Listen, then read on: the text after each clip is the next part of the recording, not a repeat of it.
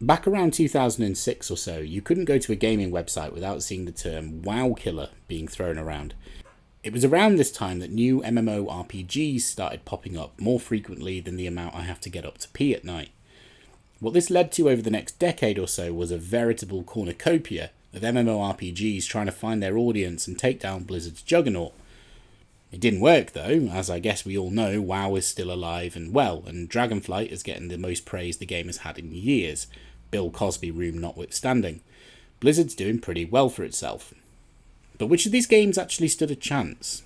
None of them really, but if you wade through the sea of games, there were some absolute belters in there, which, if the audiences had stuck around, could have turned into something special. With that in mind, here's 5 MMORPGs that died before their time.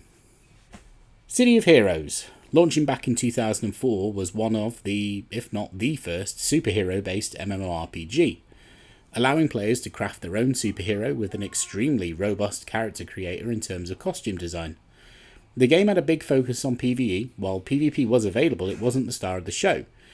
Character powers were unique, visually interesting, the world was full of colourful and extravagant players, all looking unique, and this gave the game a huge charm that worked really well. Player progression was scaled really well and you unlocked new powers reasonably fast, and this gave you time to really learn how to play. Best of all, the endgame didn't really require you to spend weeks grinding for gear before you became useful.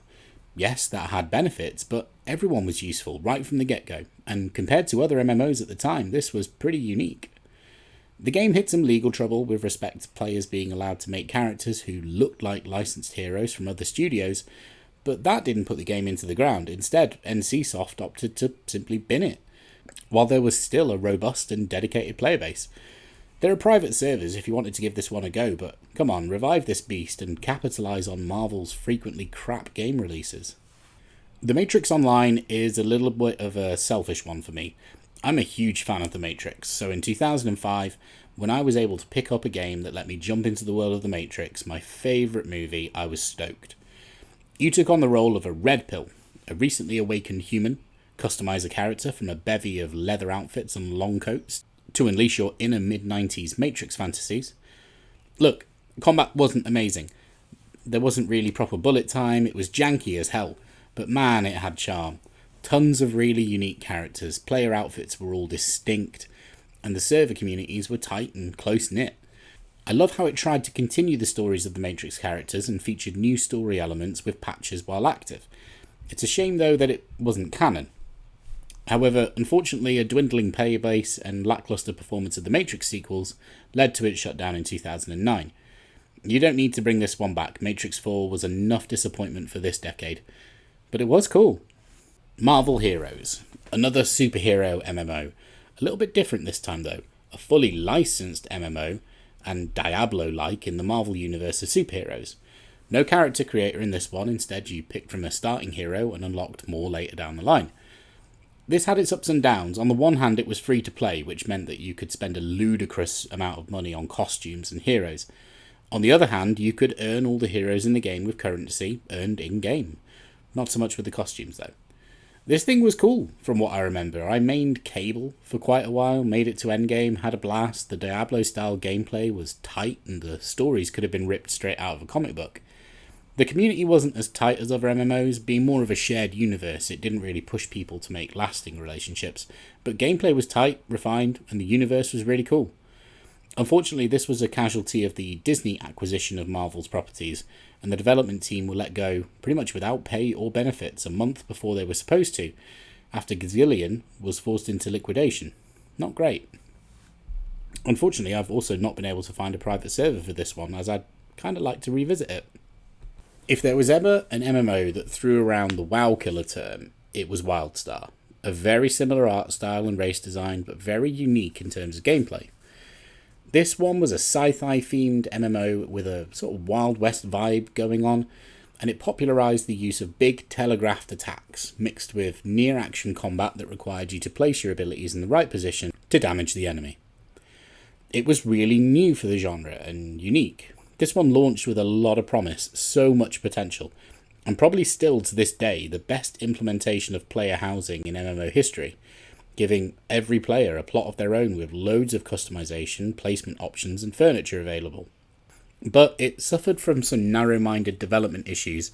PvP was unbalanced and tended to throw newbies in with pros who never stood a chance. The endgame was heavily tailored to a super hardcore crowd, making prog raiding pretty much essential for any kind of endgame progression. And it didn't cater to the casual crowd.